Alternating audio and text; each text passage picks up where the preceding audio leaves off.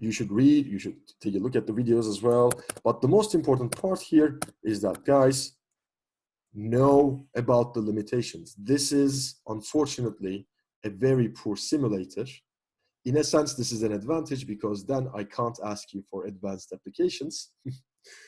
On that sense, I did try to get a license from ARM, which they didn't bother. But anyways, know about the limitations. Perhaps the most important limitation is, well, actually all of them are pretty important, so let's just go over them really quick. Busy looping with a while one without calling wait. Wait is the sleep equivalent, you will soon find out, is gonna make your browser hang. So you will need to close you'll need to like kill your browser process in order to save it, which means you may lose some code. So what I always suggest to you about this is that work on a notepad, Sublime Text, Notepad++, whatever your favorite thing is, and then copy your code from there to the browser to test it. Do not work on the browser, right? You will lose code. Alternatively, I'm not entirely sure if it actually works, but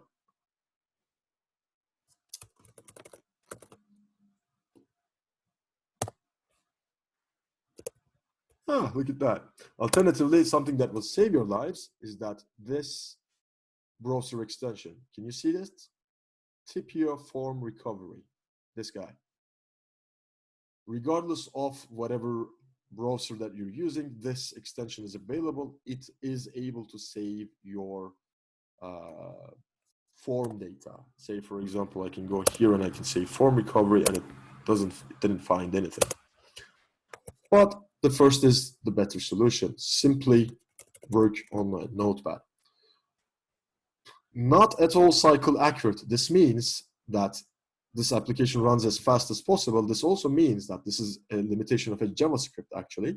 It means that if you program your computer for a 1 second sleep, it will, but it also, this simulator is not as predictable.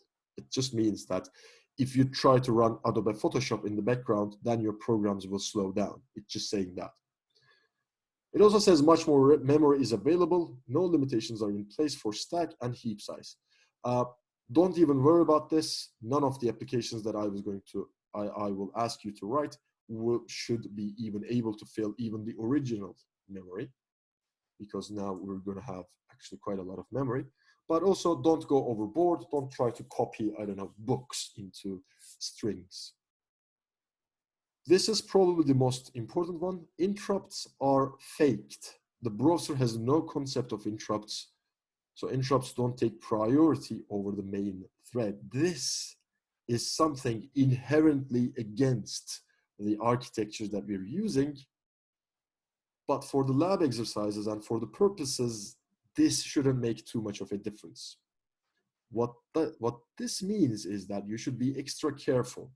What this means is that interrupt service routines are faked in such a way that they are simply run with the same priority as the main task, main code.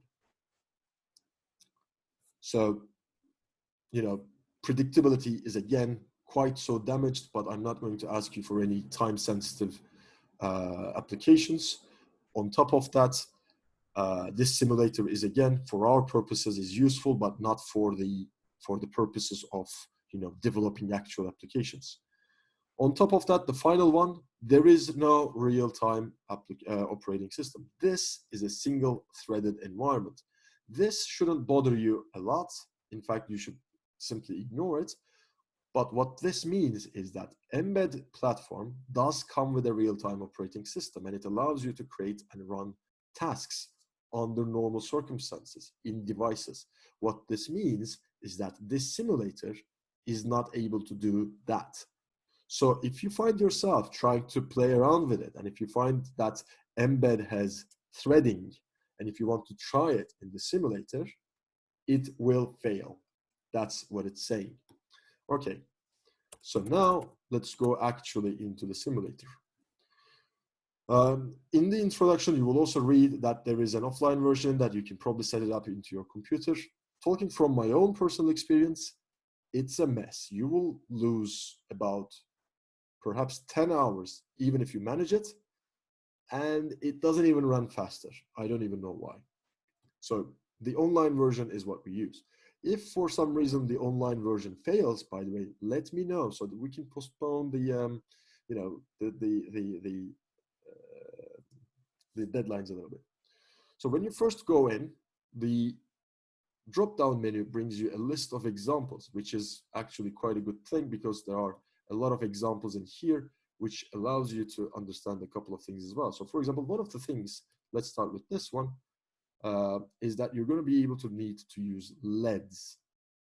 Simply saying LED equals not LED flips a LED, and to define a LED, you define a digital out object. So even if you do not use C++, you are forced to use some C++ components, like this digital out class, which allows you to control a LED, which you can see, whoops, here, that flips one of the LEDs.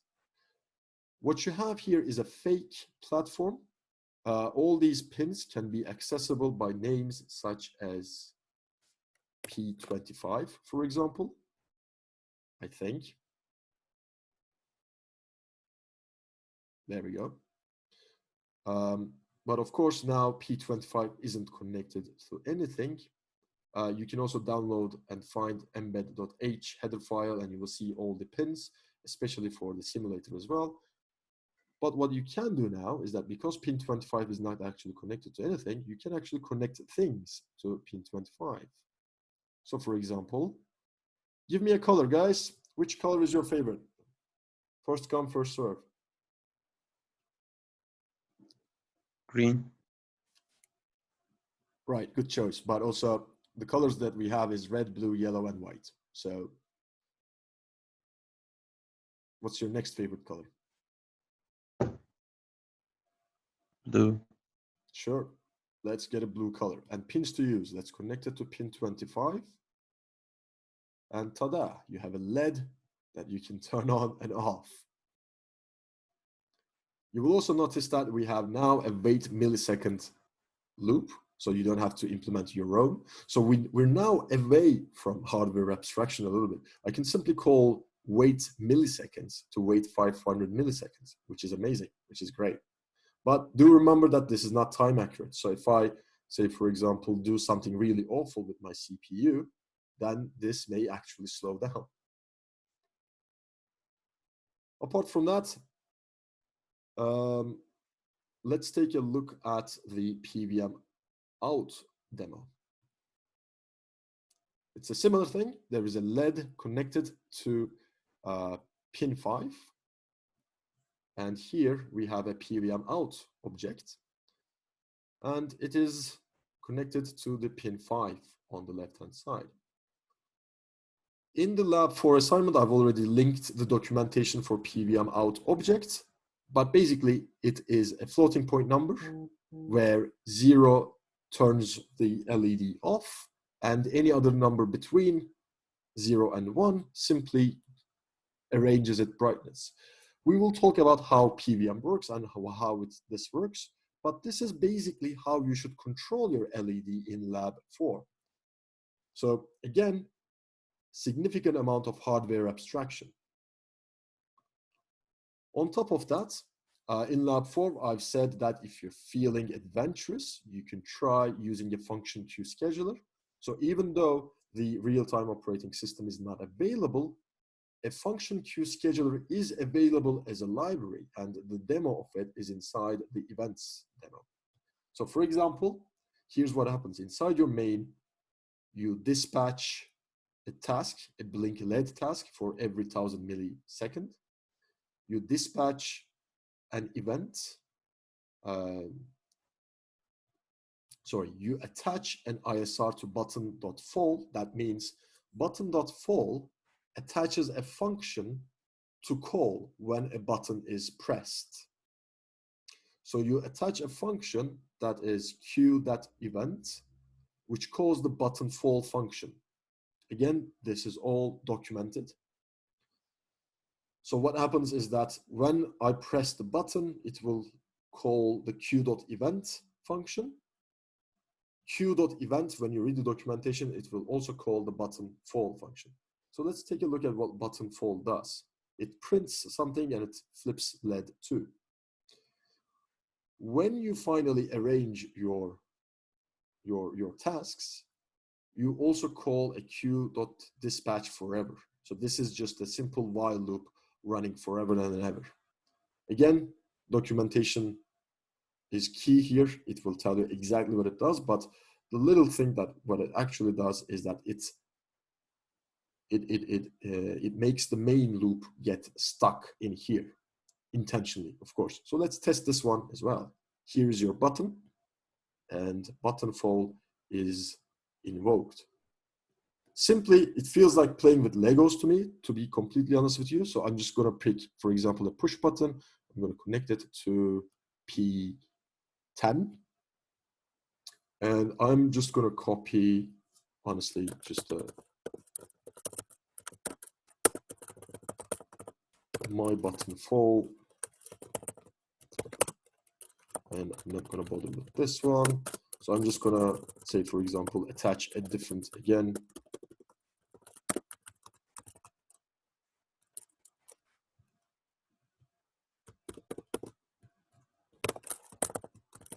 my button to P10. And I'm going to attach an event to my button. And I'm going to attach my button fold event to that. Hopefully this will compile.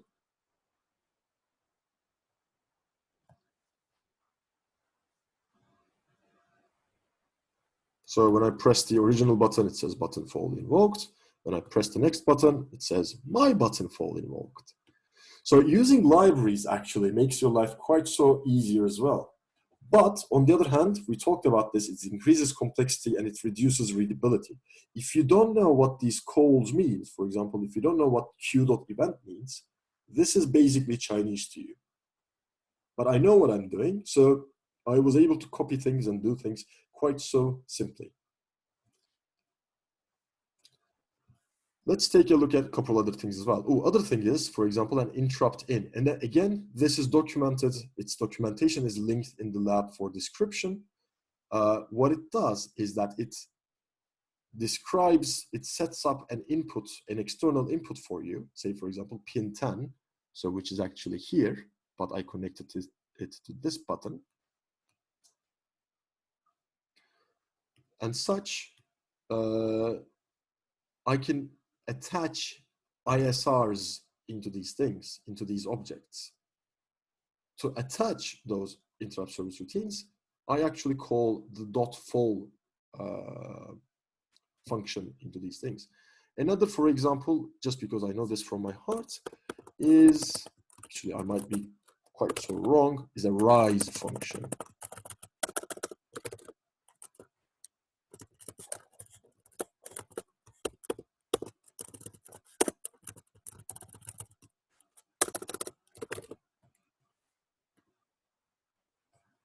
Whoops. Okay, so, you know, documentation is key. Let's look at the interrupt in documentation. Yeah, there is a rise, there is a fall. What's the problem? Forgot to change the function signature. Oh, did I not? My button rise, my, oh, right. Yep, thank you very much.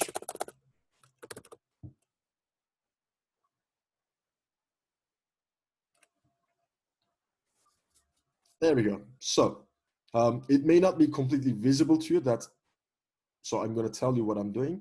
I will press the button, but I will not release it. So I pressed it. That's odd. Oh, so, right. So here's something interesting. When I press it, it actually button rises. I don't know if you see it, but it says my button rise. So now I'm going to release the button and my button fold invoked. So apparently when I press the button, it actually sends a 0, not a 1. So, you know, these things to test around and play with. Let's go back to the documentation here. It is similar to Java documentation in many senses. You have your public member functions and they will explain what they do. Of course, what we've done here is we've used a q.event. And I can immediately tell you that what that q.event does. If you can read here, it says this does not run in an ISR. So it's safe to use printf or other blocking calls. You may remember this from potentially the first week. Do not use printfs in ISRs. So for example,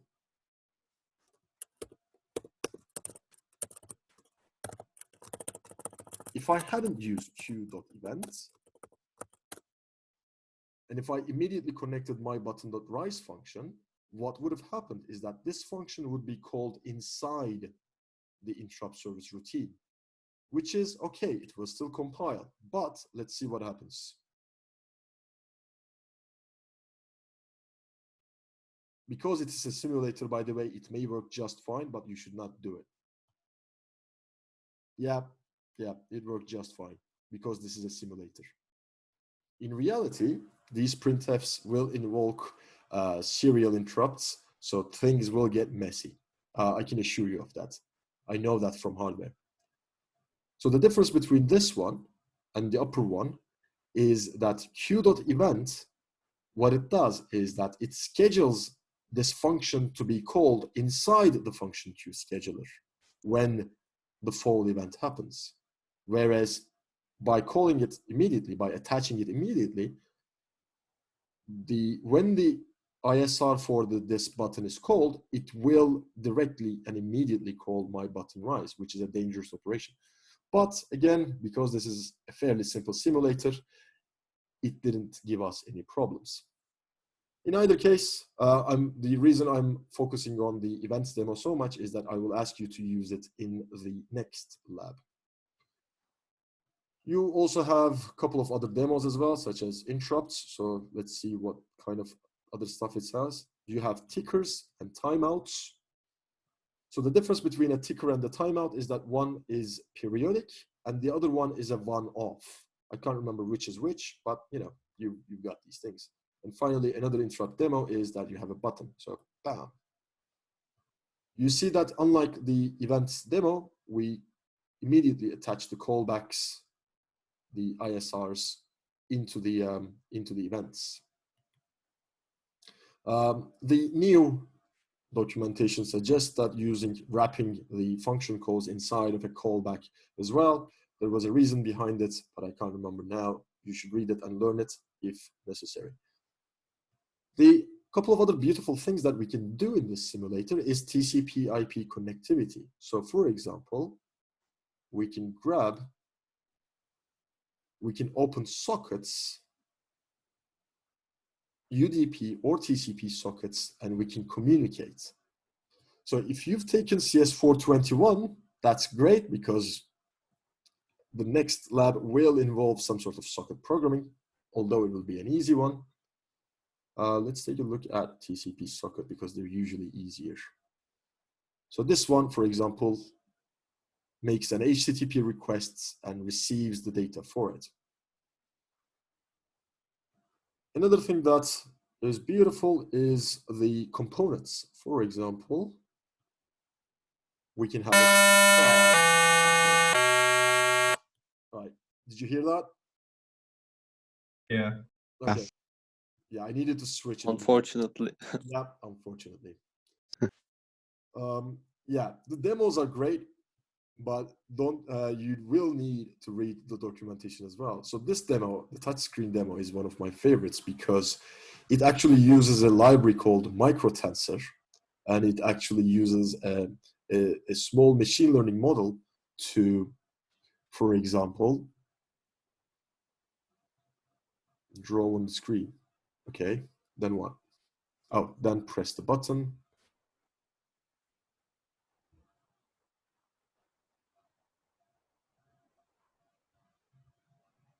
Oh, sorry, this is not that demo. Sorry, this is just allows you to draw stuff on the demo. There was a demo that can recognize the what's it called? The numbers that you draw on a touch screen. Touchscreen TLS sockets. Perhaps they removed it.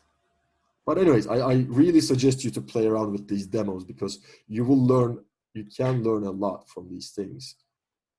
Like, for example, this one makes an HTTPS and SSL request, which is quite a significant task for actually a microcontroller. An HTTP request might be a little bit better. You will see that mbed OS, for example, has some libraries apart from just TCP IP stack. You can actually make HTTP requests as well. So one of the reasons that I like the mbed platform is that it gives you a lot of libraries. You will also soon notice that there are also quite a lot of user libraries as well, but you are not allowed to use user libraries within the scope of this course unless you get special permission from me. For labs, you shouldn't need any one of them anyways. For project, we will talk about it. For project, I'm not entirely sure what the platform will be, and we'll talk about that.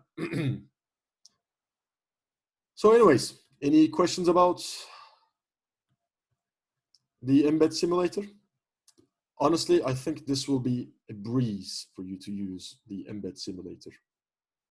The methods that you used and which are also in the examples, they have explanations in the documentation, right? We can find them. You mean these demos, or sorry? The methods that are used in the demos, in the examples. All of them are in the documentation. For example, this q.event, I didn't know what it was until I saw it in the simulator, in fact. So you can still see my screen, right? Yeah. So the documentation that you should go to for the version is, by the way, 5.15, 5.6, something like that. Definitely not the 6th version. There are significant differences. But for example, for the event.q function, here's what we're going to do. Let's go to the full API list. You can always Google it, by the way, but there isn't a lot of APIs. So let's look for events. There we go. And there is another example in here. Class reference. There we go. Ooh, no, not the source. That's a bit much.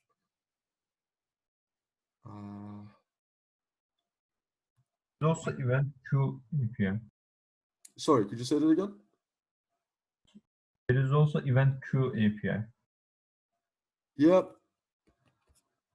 Actually, this is probably the. Wait, let me go back to the simulator.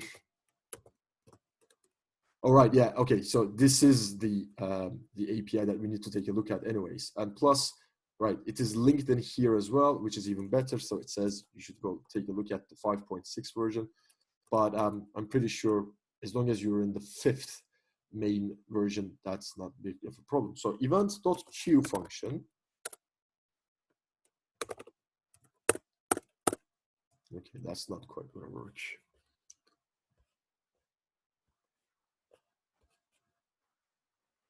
Wait, was it q.event? Sorry. All right, yeah, so it was q.event.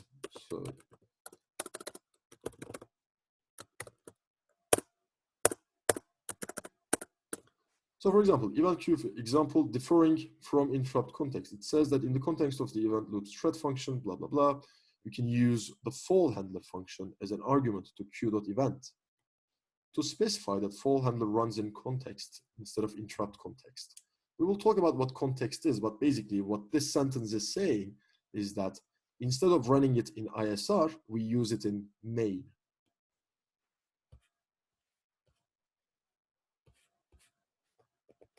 Dispatch, tick, cancel, time left, call every, right, there we go.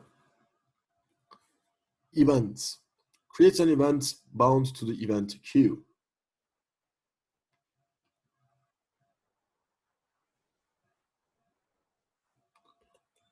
All the variables, parameters, what it returns, how it is used, with examples. You know, the documentation is pretty good.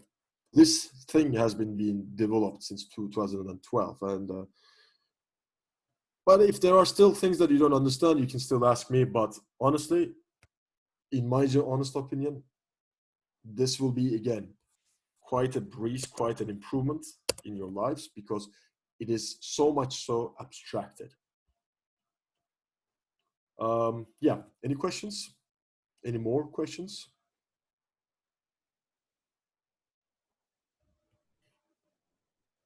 I am guessing no. So, I'm still trying to decide. In the next lecture, we're either going to talk about just a little bit about scheduling and job types, or we're going to talk about a little bit more physical parts of embedded systems. Do you have a preference? No, actually. All right, so we'll see how that goes. So let's stop the share, and let me see if we left anything on the whiteboard. Let's save this one as well. Stop the share. Right, so that brings us to the end of today's lecture. On Friday, I'll decide then which subject to go on with. I'm still a little bit, yeah. Regarding Lab 3, the thing about Morse code, I've received an email from one of your colleagues, and they were trying to implement all of the Morse, all of the alphabet, 26 letters plus all the numbers. Guys, do not do that. You will not have enough memory, and it will also, increase the requirements and increase the amount of work that's needed to be done by a lot margin. If you want to do it for fun, be my guest. But even if you want to do it for fun, you will still need to do the main part first, the actual assignment. So, and as usual, if you have any questions, post it on Moodle, send an email to me or such, and so on. Yeah, right. Then see you on Friday. Let's pause.